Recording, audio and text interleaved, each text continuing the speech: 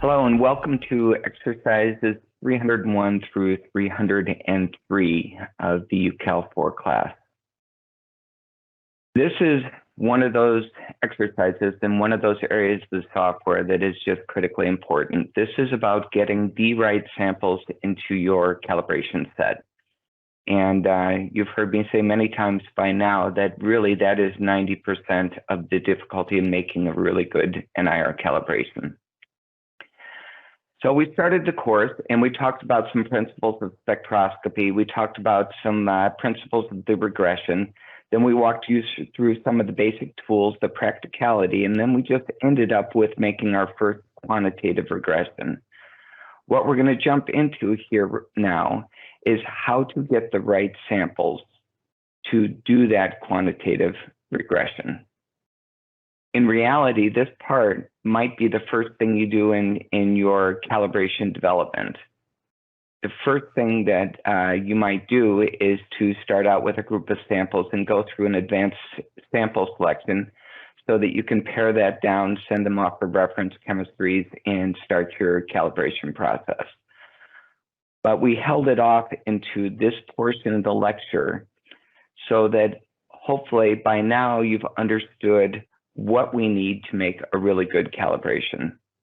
And you know how we do it.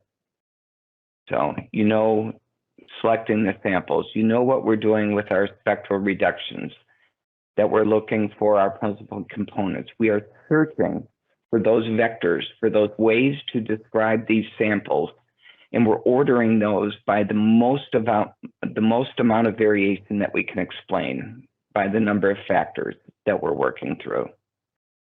So now we're going to talk about advanced sample selection. And there are a number of different scenarios. For me, when I was doing this as a customer, my most common scenario was I had a budget of 100 samples that I could do every year for a particular crop, for example. And I needed to pick those 100 samples so that they would maximize my calibration development, make sure I had the most robust and best performing calibration I could do. I had the luxury that I was working in seasons, so I could work in groups. So for example, the first scenario that you're going to go through in your exercise worked perfectly for me. Other customers, other applications out there, there's no real season. It's just something that you're making arbitrary cutoffs and you're saying, my first phase, my phase one of developing this calibration, I'm going to get 80 samples. I'm going to make my initial calibration. From that point on, I'm going to expand and look to make my calibration more robust. So we've got tools, as you'll see, both for that initial selection and for expanding or making the calibrations more robust. So with that, we'll jump into it. I just wanted to give a little explanation or introduction on this one. This one is just another one of those concepts that is just really, really important for the development of good and robust calibrations.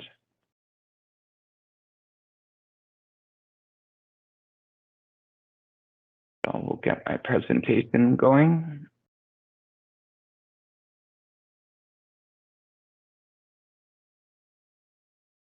All right, so this is exercises 301 through 302. It says it's actually 303. 303 is a lesser used technique, but we wanted to introduce it to everybody just in case it applied to them. Okay, this whole area, or most of this area, is going to be focused on spectrum-based selection. And I think you've heard me say multiple times by now that this is a spectrum-first approach. And you really need to make sure that not only, the constituent variability or variation should follow, but you need to make sure that your samples that are included in your calibration set encompass and include all of the spectral variation that you expect to see with your unknowns. And so we lead with the spectra. We lead with trying to find those samples that express or demonstrate all of this variation. And here's the usual case that you have more sample spectra, you have more samples than you have the budget or the funds to obtain lab values for. Even if you have an unlimited budget, you might want to take an iterative approach to it, as you'll see, so that you're approaching your sample selection in a very logical and orderly path. So the real question here is, which samples do I send to the lab? So you can imagine that you're sitting in a lab, you've got 500 samples, 500 jars, 500 bags of samples. How do you know which ones are going to get you the most robust, best performing calibration? When you have a multi-constituent requirement, selecting by spectral characteristics will usually solve this. And again, you need to be able to explain the full spectral space to be able to make a good, robust calibration. So one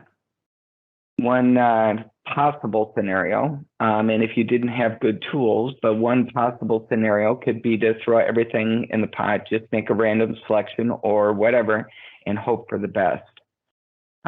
You're hoping that the sample distribution is encompassing all of the variation that you expect to see in the future. And you're hoping also that the distribution is, if nothing else, not going to hurt you during the regression. As a practical matter, you want to be as accurate for the samples on the outside, the highs and the lows, as you do in the middle. Okay?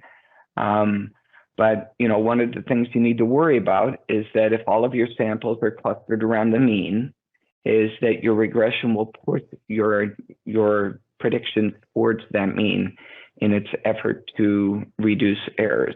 Okay. What you really want to do is to have some sort of a method to choose the right samples. We looked at a histogram when we were looking at our graphical, our plot options, and I made the comment that almost always you're going to see some sort of a normal or a Gaussian distribution in your reference values, and you don't want that. And even worse, if you're not, in a natural population, you're going to get a Gaussian distribution. A lot of times when you're in an artificial environment like production, this is even more extreme, where the vast majority of your samples are very tightly clustered around the mean. And that makes for a very difficult calibration as far as predicting your highs and your lows, your entire range well. Ideally, a square distribution of reference values is better. So if you can follow my laser pointer, rather than having a normal or a Gaussian distribution, it's better if you can have an even, consistent distribution. This doesn't need to be perfect, but it's making sure that you've got your constituent variation well represented in your calibration set as you do your spectral variation. And just as a comment, and this doesn't affect many people, unfortunately, but a low sample count data set is always easier to expand and modify, okay? So it is easier and it is more logical many times to start out with a smaller sample set and try to make sure that your sample set is effectively covering the sample spectra space, trusting that the constituent space is going to follow that, and then filling in the hole or filling out that space. Because when you've got a low sample count, if you've got 100 samples in your calibration, it's pretty easy to influence it. We usually say 10% minimum number of samples to expand or update or influence the calibration. But if you've got a sample set of 400, it starts becoming, you need more and more samples to update or influence that calibration set. Okay, so this is all about choosing the right samples and using the tools that we have. To do this, we use something in the software. This is new for you, Cal 4. It's under Calibrate, but it's in population structuring and it's advanced selection. The advanced selection is very simple. It's got this file that you had selected as an input. You can export a second spectral file. Please do this or you will not get any output. I'm sorry, I'm speaking wrong. This is your first spectral file, your first input file. Your second input file is optional. And you'll see through this exercise that we talk about type 1 selections versus type 2. Type 1 selections use one file only. Type 2 selections are making comparisons. So in that case, we've got a secondary input file. Down here is what I was talking about, your output file. Make sure that you've got an output file or you will go through this process, and it is possible. I think it's a little bit of a bug in the software, I've done it. But you will go through this and you will generate your information. It looks interesting, but then you get no result file. So please make sure that you're generating an output file. And then we've got these different selection methods and options. And if we get into the options, the first thing you're going to see is the math treatment section. By now, everybody's familiar with this. Now you also understand what these different settings do. And for math treatment in general, I would use the one that we've said is a very good place to start. So it's first derivative, forward facing, 8, for the gap and smooth, SNV and D trend. Again, if you're working with very particular product types, you might want to use different math processing or math treatment parameters, but this is a great place to start. Okay. Your selection mode is how you're going to base your selection. We'll start out looking at just selecting from the first file. And then there is the algorithm or the distance metric.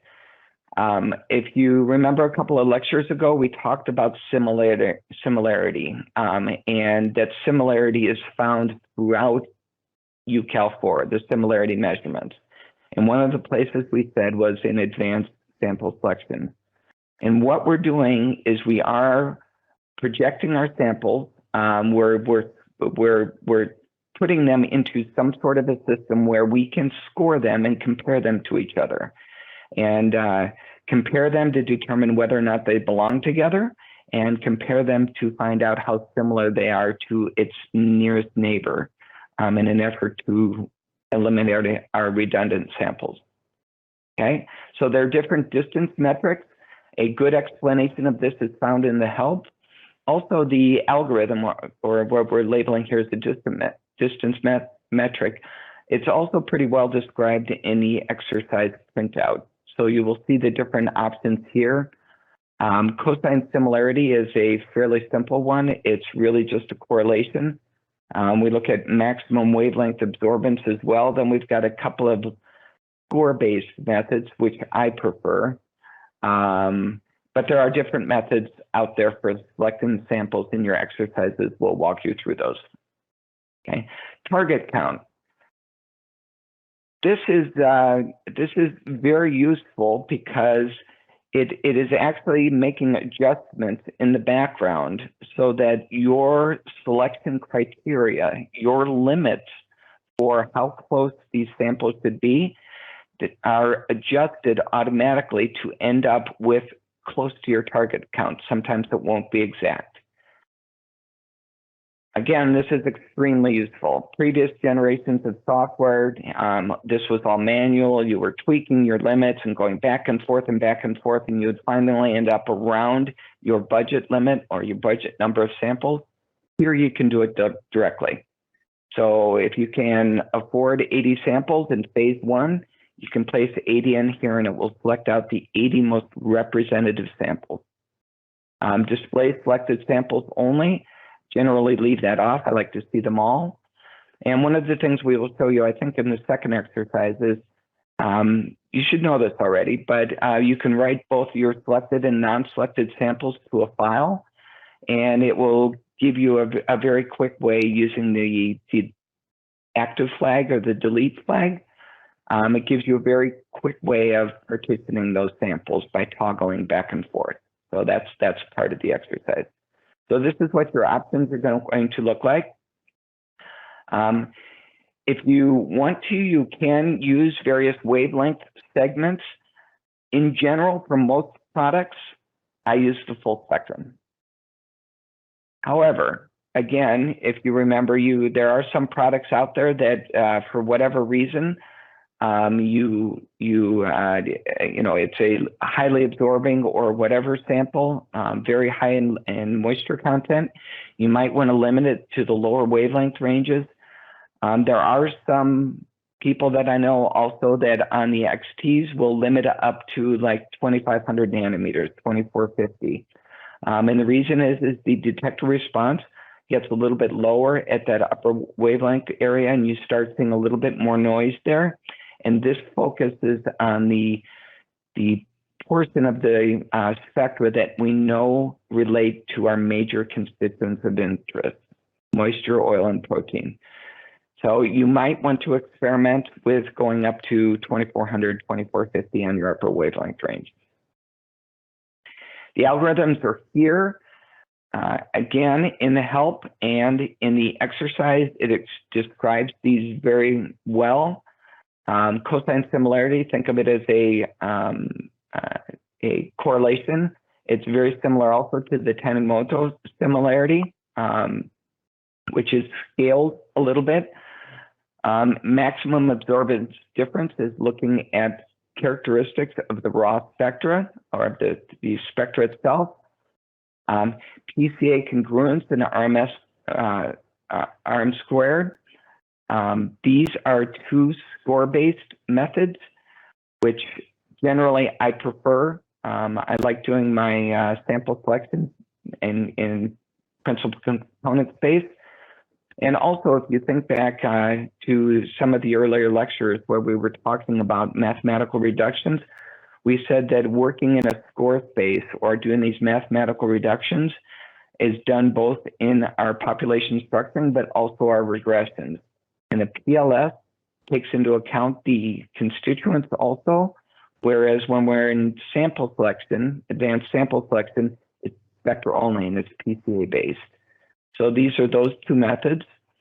You can look at them from a lab value similarity, and there might be cases where you want to do this.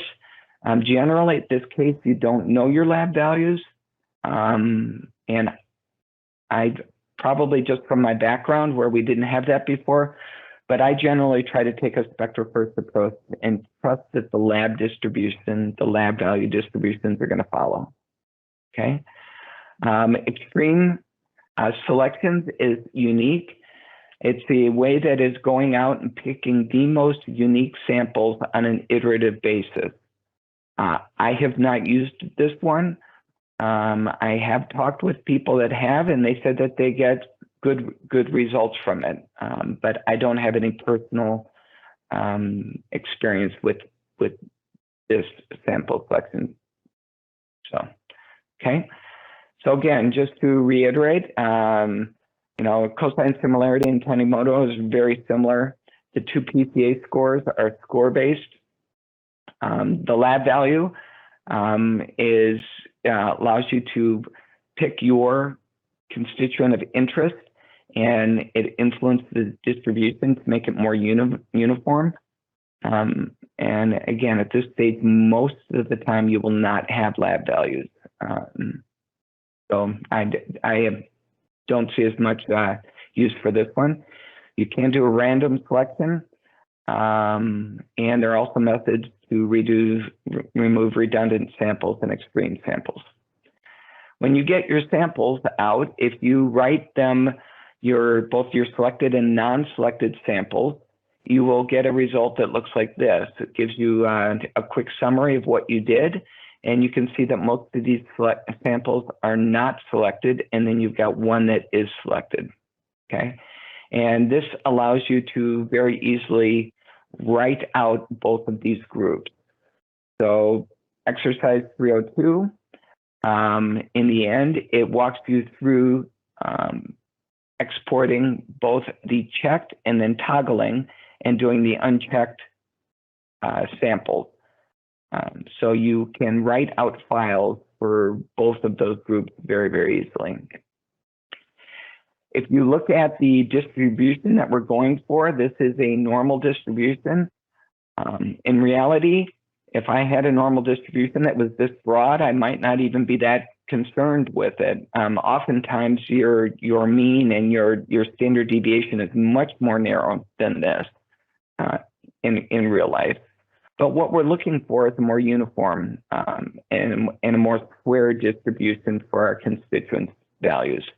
And this is what we're trying to get to with our sample selection in our calibration set that we're going to use to make our regression. This is looking at our sample set, our distribution from a constituent perspective. What's happening in the background is we are also hopefully doing the same thing with our spectral variation. If we look at our scores, plots just in 2 dimensions, and we can see that we've got a lot of very close neighbors here. We're clustered a lot. This kind of a distribution tends to be very highly correlated with the normal distribution that we saw on the slide before. We've got samples that are just naturally falling into a Gaussian distribution, and they're clustered around the mean. And I also want you to think about, if we're taking this spectral first approach, and we look at a couple of these samples, for example, those 2 samples that are just to the left of my laser pointer here, those 2 samples in principal component space are virtually identical spectrally. And if near-infrared is going to work, if this technique works at all, I think we have to trust that if samples are identical spectrally or nearly identical spectrally, they better be nearly identical chemically or from a constituent perspective. And if I am trying to choose the best sample to send out to a laboratory, and number 1, to maximize my budget, but number 2, to make a good level, even distribution, there's no point in sending both of those samples out to the lab. They're virtually identical. Likewise these, likewise those. What we're doing in advanced selection is we're trying to pick the unique or the high value samples and guaranteeing that those go into our calibration set. This is a 2-dimensional plot of our spectra. As usual, a 3D plot sometimes gives you just a better perspective about this. If you think about what we're doing, it's sometimes called thinning. I consider it to be more proactive. We're searching for the most unique and the best samples. But if you look at this population before thinning, you can see a lot of redundancy, a lot of very, very similar samples. And you look at it afterwards, you are still representing that spectral space, but you've eliminated some of the redundancies. This is what we are doing through our advanced sample selection. One of the concepts that UCal was built around was this whole idea of nearest neighbors or spectral variation. And we've got tools, some of the original tools within UCal that allow us to really effectively select and maintain and manage and expand our calibration populations. So we can remove the high global distances from our data set. One of the things we want to do in this process is, if you think back to this plot here, if we had a sample way over here and all we're doing is going for the most unique sample, this sample way over here would be very unique and would be very high value if that were the only criterion that we were using to make our selection. But what we're also trying to do is make sure that we are defining our population well, that we have just samples that belong to each other. So as you'll see in the exercise, we can remove the high global distance samples from our set. We can keep samples that do not have close neighbors. In other words, they're unique. They're high value. And we can remove those samples that are already present in the data set. So either samples that are duplicates, and there is a redundant sample selection that we can do that, or it will naturally come if we're doing an advanced sample selection. Samples that are duplicates or very, very close to each other, at least one of them or many of them might be termed and viewed as being redundant. And the software will pick one, the best sample, to represent that spectral space, and it will unselect or get rid of the samples that are redundant and don't help us. Okay. We have a couple of scenarios that you're going to run through. And I'm taking a little bit more time in this lecture than I have on the other ones. And you will see that you've got multiple exercises here. You're coming at this advanced sample selection from a couple of different perspectives and different scenarios. And one or more of them might apply to various calibration situations that you have. We wanted to give this part of the software and this part of the class good coverage. Again, this is important. This will save you a lot of money. This will make your calibration development more efficient. Okay, so the first scenario, we've collected sample scans for 500 samples of hay. Forages and haze are some of the most difficult applications that we do with near infrared. Okay, and this is actually where I started my career, was in forages. So you've selected 500 samples of hay, but you have no lab data yet. And for haze, you might get 10 different constituents, and it might take weeks to get the reference data back, and it's fairly expensive. Okay. In our case, we're going to measure 7 constituents.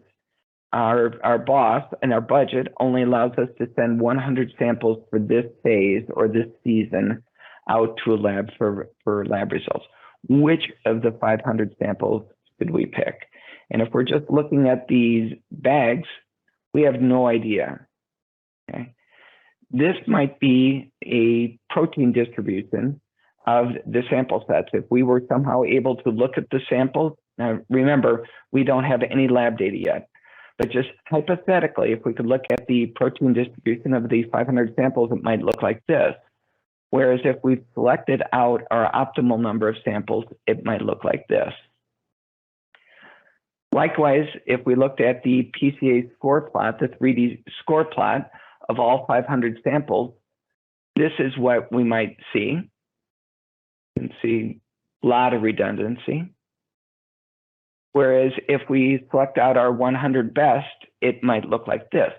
And you can see that the entire score spectral area is still represented, but it's represented evenly. And if we were to rotate this, you would see that even these samples are nicely separated out. This is going to be our first exercise. It's 301. And please jump in and go ahead and do that. This is a type 1 selection, so you're just working with one file type.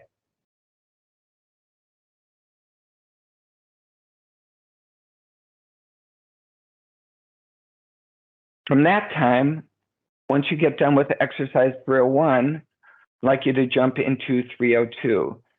So 302 and 303 are exercises that are type 2, which means that we're dealing with 2 input spectrophiles. It also slightly limits the algorithms or the mathematical selection techniques that are available. Not all of the algorithms can be used with type 2 selections.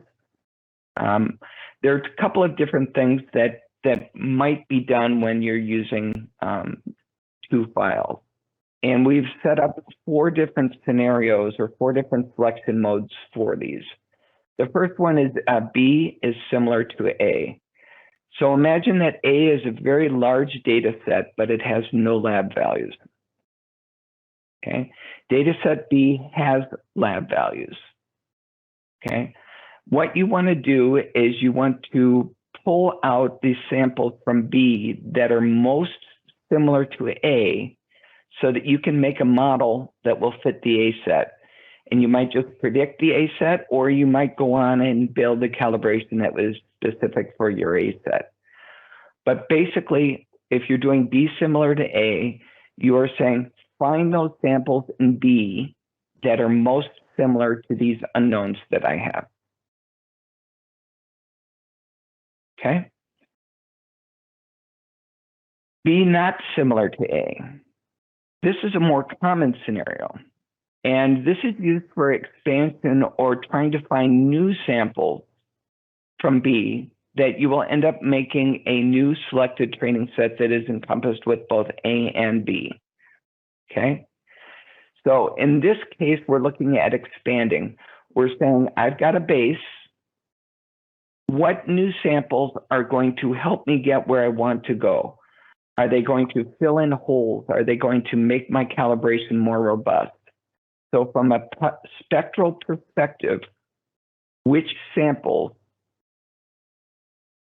in D are going to help me with my calibration? Okay, and again, this is a more common scenario. We then got the two reverses, A similar to B and A not similar to B. So just reversing. First file is always the A file. The A file defines the space and the equations that transform this. So the way that I think about this is that the A file is defining the rules of the road.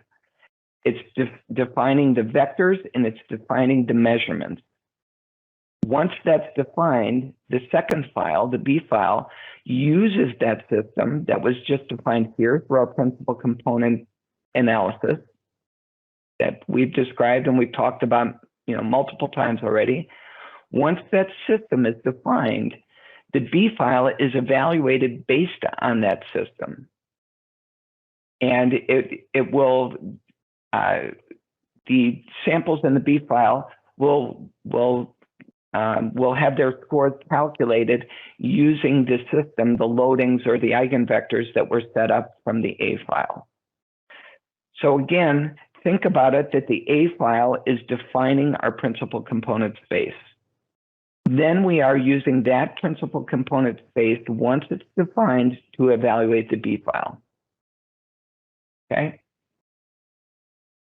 We've got multiple exercises set up for 302 and 303, and they're coming at it from different perspectives.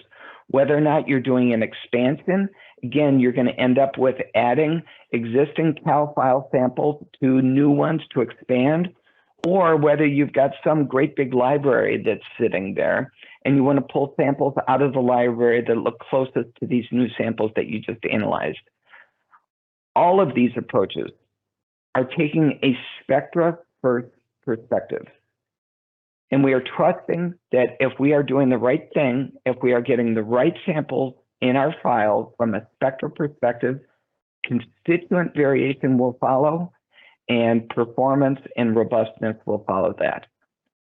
So that's a commonality for all of these. Let's jump into, please try exercises 302 and 303. And last comment here, but understand that you might not use all of these techniques in your scenario. We're trying to present them all. I can think of customers that have used all of these various techniques or approaches, but this is just about giving you a background so that you're fluent in these various sample selection techniques. So this is part of your toolbox that as you're developing your first calibration and as you are maintaining that calibration, this is the toolbox that you will use to really create robust, high-performing calibrations. Okay, now we'll give a quick demonstration about the advanced selection procedures. We will open up UCal.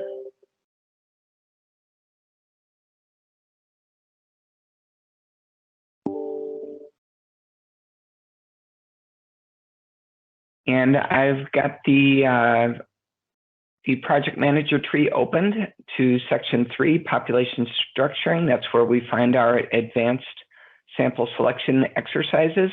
Let's go into the first one, exercise 301, and we can open up the hay 500 file.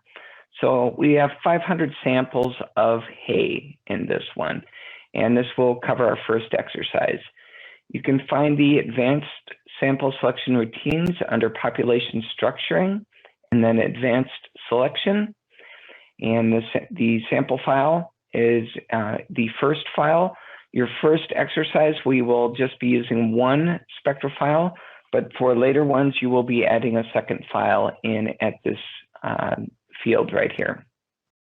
Go ahead and give a name for your output file.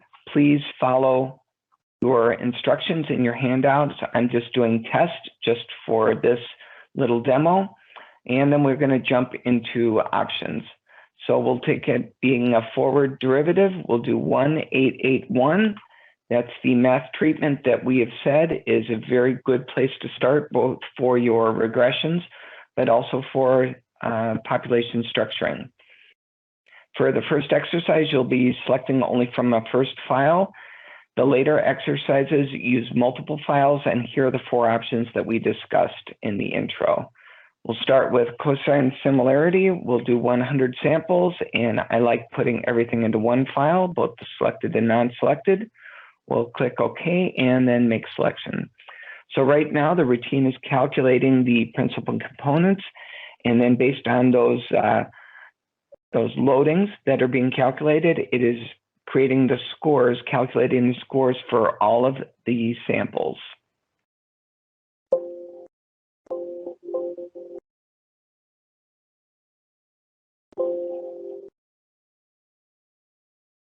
Okay, and this screen comes up.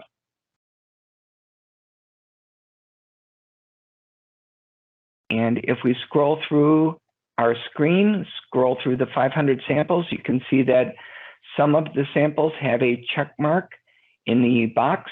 So those are our active or selected samples. It should be 100 samples or very close to that.